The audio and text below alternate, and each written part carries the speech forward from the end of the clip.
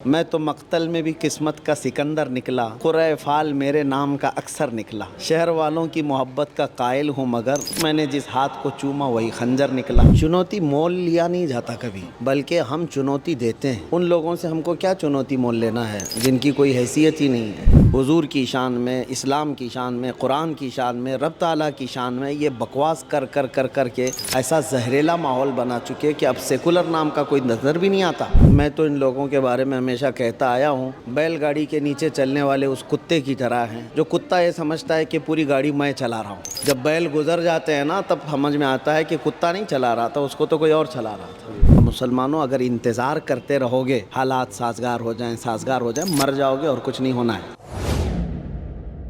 آداب، میں وسیم اختر اور آپ دیکھ رہے ہیں دا لیڈر ہندی۔ ہم اس وقت مفتی سلمان ندوی صاحب کے ساتھ ہیں۔ آپ اعلیٰ حضرت کے پل میں شرکت کے لیے آئے تھے۔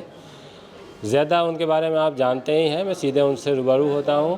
وہ یہاں کیا میسیج دینا چاہیں گے اعلیٰ حضرت کے عرس کو لے کر، اور پھر ہم آگے بات شروع کریں گے۔ مفتی صاحب، ہم سے بات کرنے کے لیے بہت بہت شکریہ آپ کا۔ السلام علیکم ورحمۃ اللہ وبرکاتہ۔ میں بھی آپ تمام حضرات کا مشکور و ممنون ہوں۔ بریلی شریف حاضر آیا۔ ایک بات تو ہے کہ ہم یہاں غلام کی حیثیت سے حاضر آتے ہیں۔ یہ مرشد کا شہر ہے، ادب کا شہر ہے، لیکن اللہ کا کروڑا فضل و احسان ہے کہ اس نے یہاں پر بھی ان عزتوں سے نوازا ہے۔ یہ صرف اور صرف رسول کریم صلی اللہ تعالیٰ علیہ وسلم کے دربار کی، ان کے ناموس کی نوکری کرنے کا صدقہ ہے۔ اور اعلیٰ حضرت فاضل بریلوی رضی اللہ تعالیٰ عنہ سے ہم نے جو سیکھا ہے وہ آج ہمیں نظر آ رہا ہے کہ صرف اور صرف حضور پاک صلی اللہ تعالیٰ علیہ وسلم کی بات کرو، پھر کسی کی نہیں۔ اعلیٰ حضرت نے فرمایا تھا، اپنے دل کا ہے انہی سے آرام، سونپے ہیں سب انہی کو سب کام، لو لگی ہے کہ اب اس در کے غلام چاہ رہے درد رضا کرتے ہیں۔ تو اعلیٰ حضرت کا جو مشن تھا وہ آج ہمیں یہاں پر لے کر کے چلنا ہے۔ بریلی شریف میں نے دیکھا الحمدللہ لاکھوں کا ہجوم، کوئی گلی کوئی سڑک خالی نہیں ہے، اور سارے دیوانگان عشق رسول مچلتے ہوئے خراج عقیدت پیش کرنے آئے تھے۔ مجھے روحانیت میں کافی اضافہ محسوس ہوتا ہے۔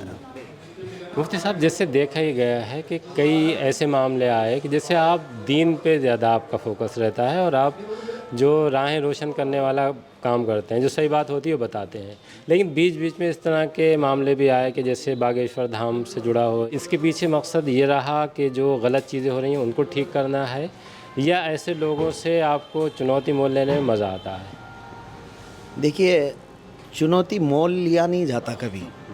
یہ بات ہو ہی نہیں سکتی کہ آدمی کوئی جو ہے زبردستی کی چنوتی مول لیتا ہو، بلکہ ہم چنوتی دیتے ہیں۔ ان لوگوں سے ہم کو کیا چنوتی مول لینا ہے جن کی کوئی حیثیت ہی نہیں ہے۔ ہاں، اگر طاقت و قوت اور حکومت کے بل بوتے اگر کوئی چیخ رہا ہے، پکار رہا ہے اور بھڑکاؤ باتیں کر رہا ہے تو یہ کوئی کمال کی بات نہیں۔ میں تو ان لوگوں کے بارے میں ہمیشہ کہتا آیا ہوں، بیل گاڑی کے نیچے چلنے والے اس کتے کی طرح ہیں جو کتا یہ سمجھتا ہے کہ پوری گاڑی میں چلا رہا ہوں۔ جب بیل گزر جاتے ہیں نا تب سمجھ میں آتا ہے کہ کتا نہیں چلا رہا تھا، اس کو تو کوئی اور چلا رہا تھا۔ ہاں، تو یہ جو ہے کسی کی پشت پناہی اور کسی کی مدد لے کر کے اگر چیختے ہیں، چلاتے ہیں، بھونکتے ہیں تو یہ مجھے لگتا ہے یہ چنوتی نہیں ہے، یہ صرف برساتی پر ہیں جو موسم کے ساتھ غائب ہو جاتے ہیں۔ الحمدللہ ہم اصولوں کے ساتھ قائم ہیں، ہم نہ کسی کو چھیڑنے کا مسلک رکھتے ہیں، نہ کسی کے ساتھ آج تک ہم لوگوں نے اس طرح کے خرافاتی ماحول بنانے کی کوششیں کی ہیں۔ آج جو کچھ بھی آپ دیکھ رہے ہیں ہمارے جذبات، مجھے سمجھ میں آ رہا ہے آپ سوال یہ کیوں کر رہے ہیں کہ چنوتی لینے میں آپ کو مزہ آتا ہے۔ یہ جذبات اب بچا کچھ بھی نہیں۔ جس آدمی کا جس کا سب کچھ آپ نوچ لیں، اب بھی کیا وہ نہ بولے؟ کیا ابھی بھی خاموشی اختیار کرے؟ حضور کی شان میں، اسلام کی شان میں، قرآن کی شان میں، رب تعالیٰ کی شان میں یہ بکواس کر کے ایسا زہریلا ماحول بنا چکے کہ اب سیکولر نام کا کوئی نظر بھی نہیں آتا۔ تو اب اتنا سب ماحول جب کریٹ کیا گیا ہو تو کیا میں اپنے قوم کی طرف سے، اپنی کمیونٹی کی طرف سے اتنا بھی نہیں بول سکتا حق بات کہ دین اسلام یہ آج کل کا لایا ہوا دین نہیں ہے؟ جس دن دنیا کی شروعات ہوئی ہے اسی دن میرا دین یہاں آیا ہے۔ آدم علیہ السلام سے لے کر کے اب تک اسلام ہے، اور رہے گا قیامت تک انشاءاللہ.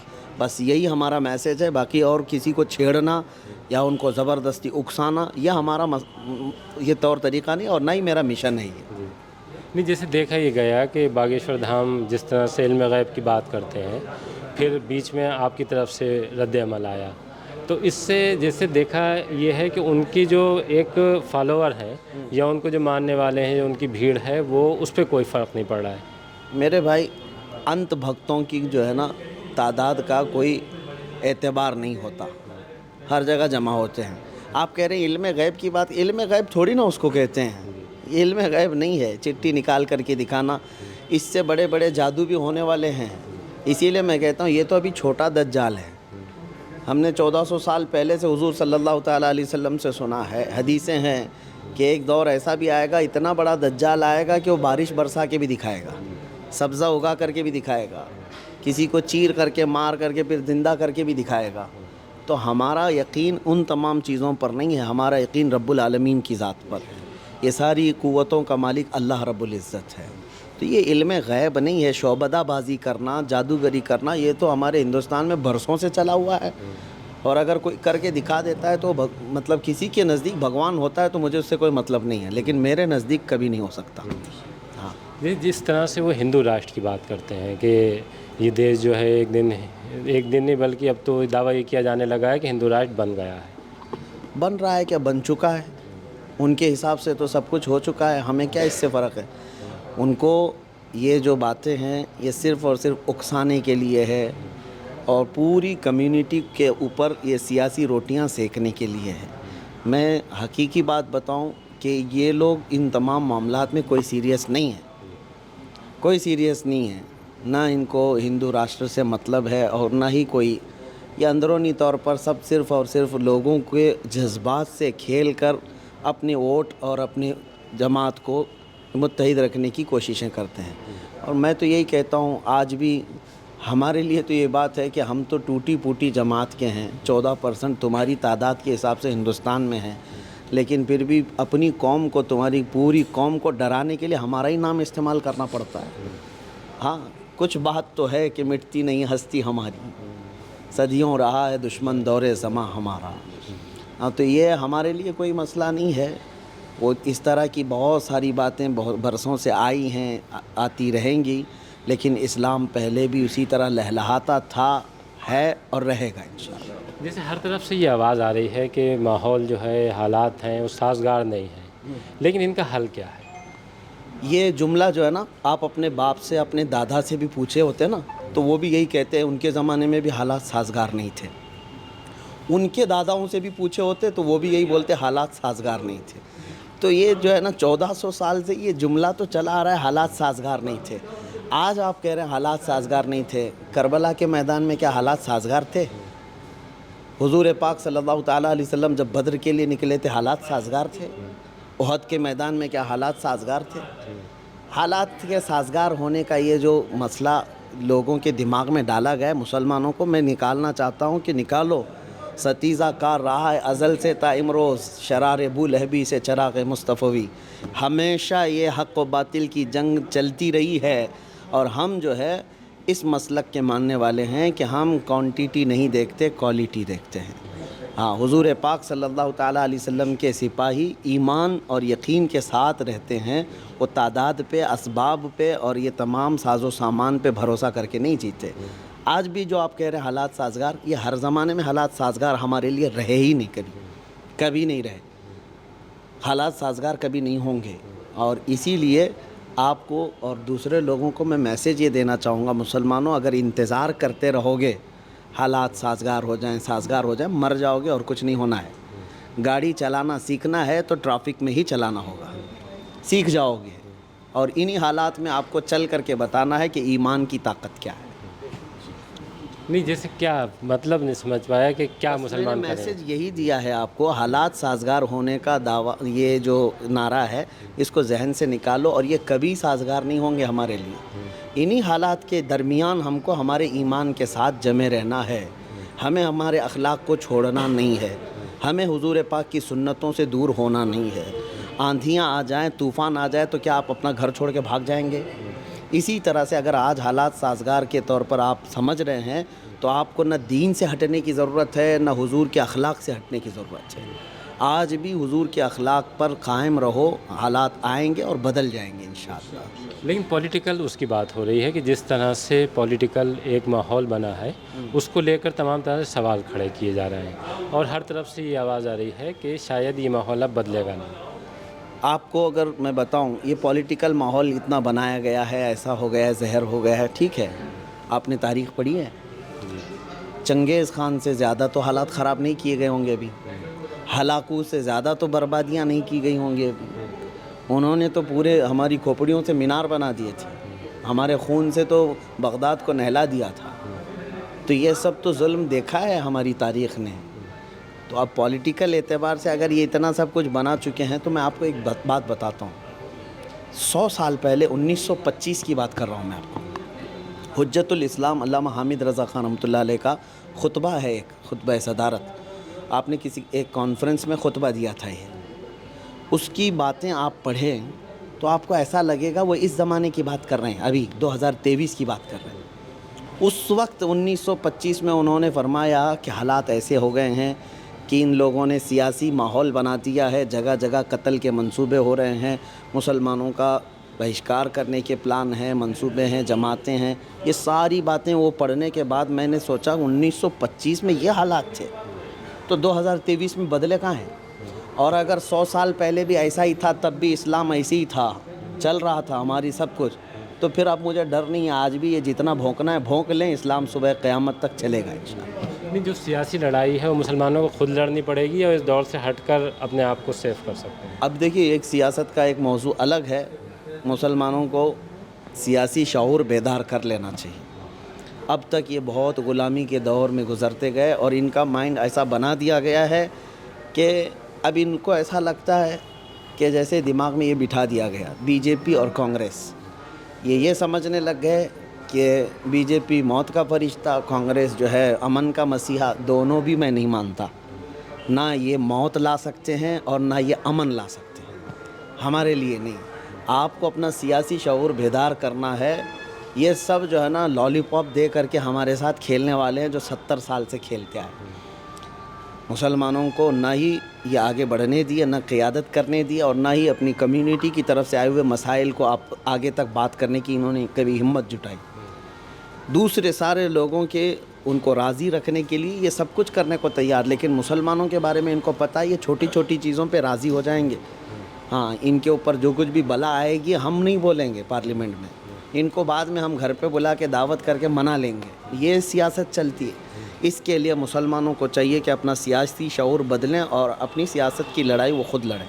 لیکن کیسے ہو سکتا ہے؟ ایک طرف 80% جیسے چناؤ میں بھی یہ نعرہ دیا گیا کہ 80 اور 20 کی لڑائی ہے. اچھا, تو کیسے یہ لڑی جائے گی کہ ایک طرف 80 اور ایک طرف 20؟ ایک ہاسٹل میں بہت سارے جو ہاسٹل میں رہنے والے تھے انہوں نے پروٹیسٹ کر دیا وارڈن کے خلاف. صبح روزانہ کھچڑی بنتی تھی اور کھچڑی پسند نہیں تھی, تو سارے لوگوں نے وارڈن سے شکایت کی کہ ہم کو کھچڑی نہیں چاہیے, دوسرا کچھ بناؤ ناشتے. سنیے میں آپ کو ایک مثال دے رہا ہوں. تو وارڈن نے کہا کہ ٹھیک ہے سارے اسٹوڈنٹ جتنے ہیں سب جمع ہو جاؤ, دیکھتے ہیں. اور کچھ اسٹوڈنٹ تھے وہ کہتے تھے نہیں ہم کو کھچڑی ہی چاہیے, ہم کو کھچڑی چاہیے. تو وارڈن نے جب یہ کہا کہ میں اب ووٹ کروں گا, جو سارے جتنے نوجوان یہ اسٹوڈنٹس ہیں آئیں اپنا اپنا پکش رکھیں. تو اب اختیار جب دیا گیا نا تو سارے اسٹوڈنٹ جو ہے نا الگ الگ انداز میں اپنی اپنی اچھائیں رکھنے لگے. 13% نے ایک الگ ناشتے کا نام لیا, 15% نے ایک الگ ناشتے کا نام لیا, 12% نے ایک الگ. 80% لوگ کھچڑی کے خلاف تھے لیکن وہ سب اس میں گٹے تھے. بعد میں وہ 20% جو کھچڑی والے تھے وہ متفق تھے. بعد کو جب رزلٹ نکلا تو وارڈن نے کہا 80% تو یہ خلاف ہیں لیکن ایک ناشتے پہ جمع نہیں ہے, تو ناشتہ وہی بنے گا جو یہ 20% چاہتے ہیں. ایک موضوع پہ بہت تفصیل سے اس بار چرچا ہوئی ہے, چاہے وہ جامعۃ الرضا ہو یا اسلامیہ کا میدان ہو. جس طرح سے سوشل میڈیا سے کچھ چیزیں خراب ہو رہی ہیں, اسی میں یہ جڑا کہ اب ایک یہ جو جس طرح بات ہو رہی ہے کہ جو مسلم لڑکیاں ہیں وہ ایک ایسا راستہ چن رہی ہیں جو فکر کی بات ہے بہت، تو اس پر سب نے اپنی اپنی رائے دی ہے، تو کیا آپ کو کیا لگتا ہے کہ اس کا کیا حل ہو سکتا ہے؟ علم سے دوری جو ہے یہی سبب ہے، دین کے ماحول سے دوری یہ سبب ہے۔ گھروں میں دین کا ماحول قائم رکھنا چاہیے۔ بچیاں عموماً ہوتا کیا ہے معلوم ہے، نوجوان مرد حضرات سارے جمعہ میں جاتے ہیں، مسجدوں میں جاتے ہیں، علماء کی تقاریر سنتے ہیں، جلسوں میں جاتے ہیں، عورتوں کو یہ ماحول مل نہیں پاتا، اور عورتیں کیا ہے کنٹینیو ان کو آپ ٹیلی ویژن پہ لگا کر کے رکھے ہیں، سیریل دیکھ رہے ہیں، فلمیں دیکھ رہی ہیں، اور ان کے ہاں دین کا ماحول آنے سے رہ جاتا ہے۔ میں سب کی بات نہیں کر رہا ہوں، اکثر گھروں میں باقی نوجوان جمعہ کہیں تو جا کر کے علماء سے سن لیتے ہیں یا دین کے ماحول میں آ جاتے ہیں۔ تو اس کا مین حل یہی ہے کہ گھروں کے اندر دینی ماحول قائم کریں، یہ ماں باپ کی ذمہ داری ہے، اور جب بار بار اپنی بچیوں کی تربیت دین کے ماحول میں کریں گے تو انشاءاللہ یہ بلا نہیں آئے گی، یہ بلا نہیں آئے گی۔ ہاں، اللہ تعالی ہماری بچیوں کی حفاظت فرمائے۔ آپ جس طرح صاف گوئی سے بولتے ہیں تو دوسروں کی نظر میں تو کھٹکتے ہی ہیں، لیکن کبھی کبھی آپ اپنوں کا بھی نشانہ بن جاتے ہیں، تو کیا یہ سلسلہ چلتا رہے گا یا آپ کی طرف سے کوئی ایسا لائے عمل طے ہوگا کہ نہیں اب ایسا نہیں کرنا؟ میں گفتگو ختم کرتا ہوں آپ کے سوالات پر۔